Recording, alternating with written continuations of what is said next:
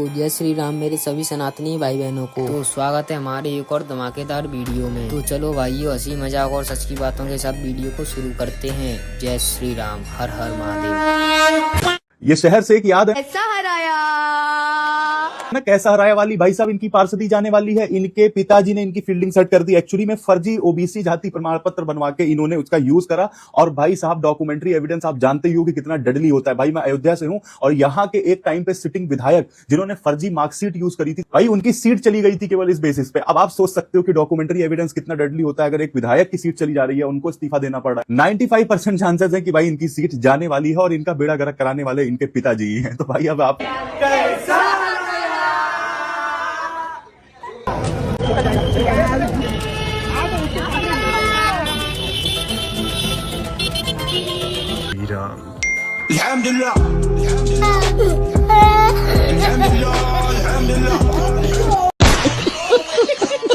इसको आप जानते रहेंगे कैसे कैसा हराया। ये ओवैसी के पार्टी से आती है, मुमरा से। ये मुमरा में ये नगर सेवक है और इसका जो जाति प्रमाण पत्र है वो निकला है अभी अवैध।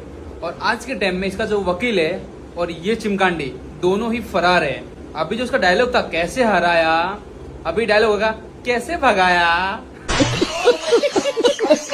तो मुझे तो लगता है ये लोग बांग्लादेश से आए थे, इसके लिए वापस वहीं पे गए रहेंगे। तो इसको वहीं पे जाकर ढूंढना चाहिए। चल चल चल चल गाड़ी स्टार्ट कर। AIMIM के नगर सेविका सहर शेख की बड़ी मुश्किलें। उत्तर प्रदेश में रहने वाली सहर शेख जो महाराष्ट्र को हरा करने आई थी, पर अभी के समय वो फेक ओबीसी सर्टिफिकेट केस में फंस गई है। आरोप है कि नगर सेविका सहर शेख ने नकली ओबीसी प्रमाण पत्र बनवाकर प्रशासन को गुमराह किया और महाराष्ट्र के ठाणे जिले के मुंब्रा क्षेत्र से चुनाव लड़ा है, जो कानूनी रूप से गलत है। अब सहर शेख का पॉलिटिकल कैरियर खतरे में है। कैसा हराया कहने वाली सहर शेख का कैसा कार्यक्रम किया हो गया है। महाराष्ट्र के लोगों का कहना है कि महाराष्ट्र में रहने वाले 90% मुस्लिम यूपी, बिहार, पश्चिम बंगाल से हैं, अर्थात वो परप्रांतीय हैं। कैसा हराया। अरे भाई टीसीएस वाले मैटर पर पाकिस्तानी ब्रीड की तरफ से एक नया ट्वीट आ चुका है। इस ट्वीट के अकॉर्डिंग पाकिस्तानी ब्रीड कहना चाहती हैं, क्या इस देश का डरा सहमा पंचर पुत्र अब तरक्की भी नहीं कर सकता। जो पंचर पुत्र सिर्फ और सिर्फ लव जिहाद और लैंड जिहाद तक सीमित था, अब उसने बड़ी मेहनत और मशक्कत के साथ में बाकी चीजें सीखी हैं, जैसे कंटेंट जिहाद, कॉर्पोरेट जिहाद, कन्वर्शन जिहाद और रेप जिहाद। और जब इन सब चीजों को इंप्लीमेंट करने की बारी आई तो इस्लामोफोबिक रोड सड़कों पर उतर आए और इन लोगों को फॉलो आउट करने लगे। तो इस बात को देखते हुए पाकिस्तानी ब्रीड बहुत ही ज्यादा परेशान हो चुकी है। उन्होंने ये ट्वीट करके इस जानकारी को साझा करा। और एक बात तो कहनी पड़ेगी, पाकिस्तानी ब्रीड से ज्यादा लॉयल ब्रीड मैंने नहीं देखी अपने जीवन, और खासकर इस ब्रीड की तादाद इस देश के अंदर बढ़ती चली जा रही है। तो मेरे हिसाब से तो एक ही उपाय है कि अब कमान योगी जी के हाथों में दे देनी चाहिए इस देश। बाकी आप लोगों की क्या राय है कमेंट करके जरूर बता दीजिएगा। और ऐसे ही फ्रेश कंटेंट के लिए फॉलो करना मत भूलिए, क्योंकि ऐसे पाकिस्तानी ब्रीड आते रहेंगे और हम इन्हें लपेटते रहेंगे। अभी जन मिलते हैं। जय श्री राम। कि दुश्मन ये समझ रहे थे कि हम हार जाएंगे, हम हारने वाले हैं। जोर से चाहिए आवाज रिप्लाई में। जीत गए यार, खुशी के साथ जवाब। कैसा हराया। भैया ऐसे बोला, अब बोल कैसे कुर्सी से हटाया, कैसे गिराया नीचे है। फर्जी लोग पता लग गया भाई। देखो ये ऐसी थी जो काले अंडे से ना, जो होते ना चूजे, नहीं होते चूजे अंडे से ढंग से निकले भी नहीं थे बाहर। और ये भाई एक पार्षद की क्या टिकट जीत गई, सीट मिल गया इसको। भाई ये इतनी हवा में उड़ रही थी, इतनी, और इसका अब्बू भी और इसका चाचा ताऊ कौन थे, सारे हवा में उड़ रहे थे। कैसा हराया, कैसा हराया। अरे भाई खुद वीडियो बन रहे थे, अब कैसे सीट से निकाल के बाहर फेंका। तो इसलिए कहते हैं गलत का नतीजा हमेशा गलत ही मिलता है। बस थोड़े टाइम के लिए जरूर झूठ को चलने देता है भोलेनाथ, पर जब सामने सच आता है ना तो झूठ फिर हमेशा के लिए गायब हो जाता है। बोलो इसी बात पे हर हर महादेव, भारत माता की जय। और ये काले अंडों को शेयर कर देना, खासकर छिपकली को भी है। कैसे सीट से बाहर निकाला है। गुड न्यूज है सबके लिए। चली थी मुमरा को हरा करने, हरा करेगी। अरे रैपटा मारेंगे, चलेगा कवर के नीचे। जो हरा करने की सोचते हो ना, पूरे उसको हम हरा करेंगे, चलेगा वो कवर के अंदर चलेगा। ठीक है, अपनी जिंदगी जी ले। अभी अभी जवानी निकली है, इसे एंजॉय कर ले। आई बात समझ में? नहीं तो पता है ना अभी कनिका बेगम का क्या हाल कर रहे हैं सब। तेरा भी वैसा ही होगा, काली कबूतरी। इसकी दलाली देखो, वुमेन रिजर्वेशन बिल पर ब्ला ब्ला कर रहा है।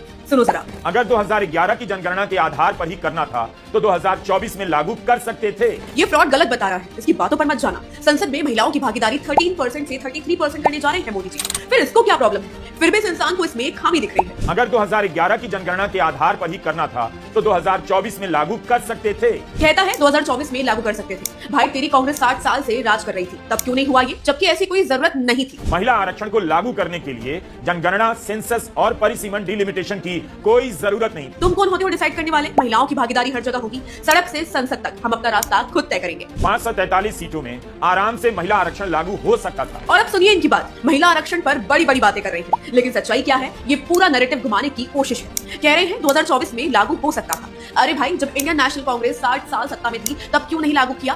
543 सीटों पर लागू हो सकता था ना, तो कर देते। किसने रोका था? अब अचानक से डेलिमिटेशन का बहाना जोड़ दिया, जबकि दोनों चीजों को जोड़ने की कोई मजबूरी ही नहीं थी। मतलब साफ है, इशू महिला आरक्षण नहीं है, इशू है कंफ्यूजन क्रिएट करना। और सच क्या है, कांग्रेस ने हमेशा इस बिल को या तो टाला है या बहाने बनाए हैं। आज मेरा पहला दिन है माँ TCS में, आशीर्वाद दो। मन लगा के काम करना बेटा। जी मम्मी। मैं आ गया अम्मी जान। अरे ये क्या हो गया तुझे? आपका बुरखा कहाँ है?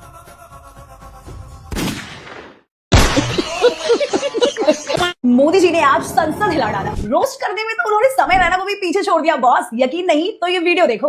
इनको बोलने दीजिए, वहां पे बेचारे को मुंह पे ताला लगा हुआ है, बहुत बगल में कोई बोलने नहीं देता उसको। बेचारे कल्याण जी, आपका कल्याण बंगाल में तो हो नहीं पा रहा, आपको दीदी बोलने नहीं देती। हम आपका फ्रस्ट्रेशन बिल्कुल समझते हैं। अब ये वीडियो देखिए। ले लो ना क्रेडिट, आपको जिसकी फोटो छपवानी है सरकारी खर्चे से हम करवा देंगे। क्रेडिट का ब्लैंक चेक आपको दे रहा हूँ।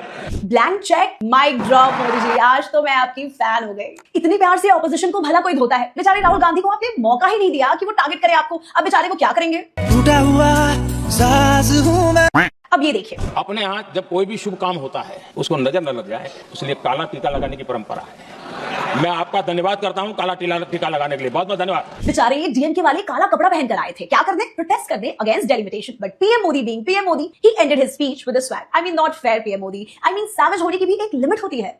हिंदुओं का भी सही है ना, डेली उठो, कॉर्पोरेट में अपनी बहन बेटियों की इज्जत बचाओ, अपनी आइडेंटिटी बचाओ और सो जाओ। TCS में जो हुआ ना वो लास्ट स्टेप था, और उसी टूल किट के फर्स्ट स्टेप देखने के लिए आपको लेंस कार्ड का चश्मा लगाना पड़ेगा, क्योंकि ये टूल किट आई है लेंस कार्ड से। उनका चश्मा तो आप लगा सकते हो, लेकिन वहां आप गलती से भी बिंदी नहीं लगा सकते। एक एहसान आप पे किया गया है कि आप सिंदूर लगा सकते हो, लेकिन गलती से भी वो सिंदूर किसी को नजर ना आ जाए। ना आप कभी कलावा बांध सकते हो, ना आप कभी अंगूठी पहन सकते हो। तो आप पूछो यार कुछ भी अलाउड नहीं कर? नहीं, सेकुलर देश है, हिजाब आप पहन के आ सकते हो। जब कोई लड़की कॉर्पोरेट में कन्वर्ट तक होने के लिए राजी हो जाती है ना, सडनली लोग बोलते हैं इतनी जल्दी कैसे अपने रूट्स से कोई अलग हो सकता है? इतनी जल्दी कोई काम नहीं होता, स्टेप बाय स्टेप ऐसे ये काम होता है। और जब TCS वाले कांड के बाद हिंदू अवेयर हुए और सोशल मीडिया पे सर्कुलेट होने लगी इनकी पॉलिसी, तो इनका मालिक पीयूष बंसल हमको ही गाली दे रहा है कि हमने ही मिसरीड कर लिया। लेकिन फिर भी जब डबल पिलाई हुई तो माफी मांगने आया, नहीं मैंने ही मिसरीड कर लिया। लेकिन पुरानी पॉलिसी कब थी? फरवरी 2026, यानी 2 महीने पुरानी पॉलिसी को ये पुराना बता रहा है। अब आप बोलोगे ऐसी उल्टी बात लेंस कार्ड की हो ना, पीयूष बंसल ने सीखी कहां से? मुझे लगता है इसने अपनी शार्क टैंक की मित्र आई एम आउट के लिए जाने वाली सो आई एम आउट इस नेपो किड से सीखी है। एंड पता है, उन्होंने मुझे बताया कि नमिता, तुम हेल्थ के बारे में इतना बताती हो, do you know the health benefits of नमाज? तो कुल मिलाकर कॉर्पोरेट में आपको पूजा करने, टीका लगाने, कलावा बांधने के सारे नुकसान बताए जाएंगे। तो आप लोगों को फायदा किसी का? फायदा बताया जाएगा नमाज पढ़ने का। और सबसे अच्छी बात है कि आपको दिन में 5 बार एक रीसेट मिलता है, अ ब्रेक फ्रॉम केओस। तो सूर्य नमस्कार हिंदू प्रोपेगेंडा है, लेकिन नमाज इज गुड फॉर हेल्थ।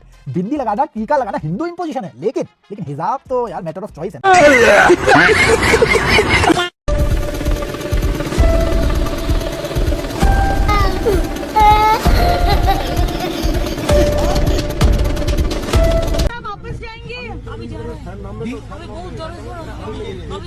और ये कहाँ पे हुआ दीदी? एग्जैक्ट जगह कौन सी है?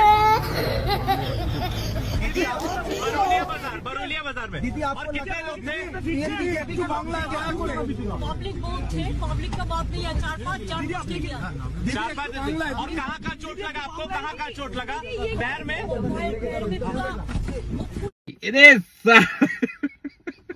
हो सकता है उन्होंने धर्म की लव जिहाद जैसे झूठों के बारे में और डिटेल में जानना है? हाँ भाई, जानना है, बताओ। नमस्कार दोस्तों, हाल ही में एक और नफरती प्रोपेगेंडा फिल्म मार्केट में आई थी, केरला स्टोरी 2। इसका कहना है केरला स्टोरी मूवी प्रोपेगेंडा है। तो भाई नासिक के TCS कंपनी में जो हुआ है गलत है, जहां मुस्लिम HR द्वारा कई लड़कियों को इस्लाम में कन्वर्ट कराने की धमकी दी जा रही थी। इसमें वही घिसा पिटा नैरेटिव था, हर मुस्लिम को विलन दिखा दो और हर हिंदू लड़की को बेवकूफ। अच्छा, तेरे हिसाब से मुस्लिम को अच्छा दिखाया जाए, इसलिए नासिक के TCS कंपनी में जान से मारने की धमकी दिया जाता था। एक सीन बड़ा खास था जो बड़ा वायरल भी हुआ। फिल्म के ट्रेलर में एक हिंदू लड़की को जबरदस्ती बीफ खिलाते हुए दिखाया जाता है। हाँ, ये सच्चाई है। देखिए, वही मुस्लिम लड़की है जो जबरन हिंदू लड़कियों को नासिक के TCS कंपनी में गाय का मांस खिलाती थी। और इनकी ये प्रोपेगेंडा फिल्में आती हैं, ऐसी फिल्मों में ऐसे ढेर सारे झूठ भरे होते हैं जिनका इकलौता मकसद होता है लोगों के अंदर नफरत घोलना। इसे लव जिहाद झूठा लगता है और Kerala story movie propaganda. Dhruv Rathee तो कितना नीचे है। TCS कंपनी में 7 मुस्लिम पकड़ाए हैं जबरदस्ती धर्मांतरण कराने के आरोप में। ध्रुव राठी ना जाने कितनी बार झूठ बोलते हुए पकड़ाया, एक्सपोज हुआ है।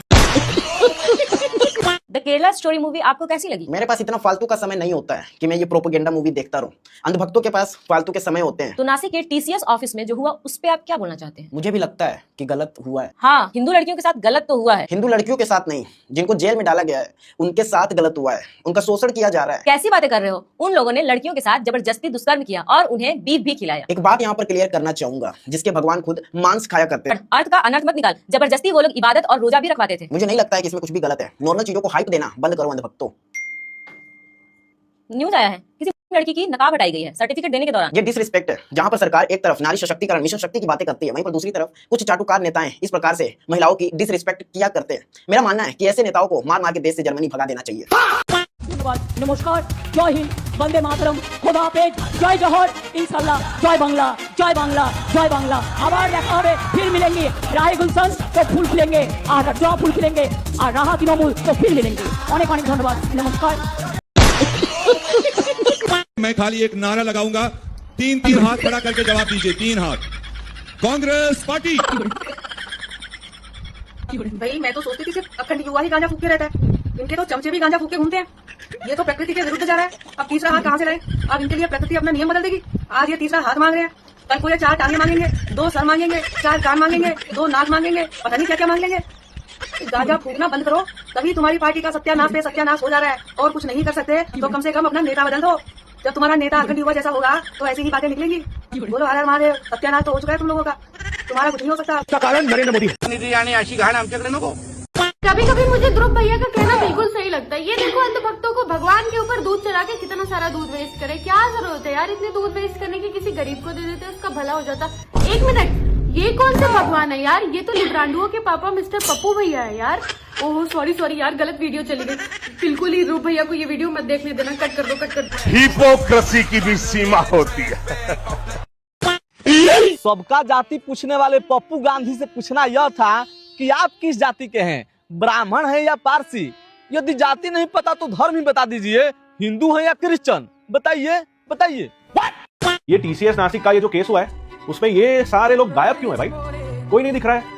बाकी अभी तक तो इन लोगों के वीडियोस आ जाने चाहिए थे, अभी तक जोर से चिल्लाना चालू हो जाना चाहिए था इनका, पर गायब है यार ये लोग सारे, कहीं वेकेशन पे गए लगता है।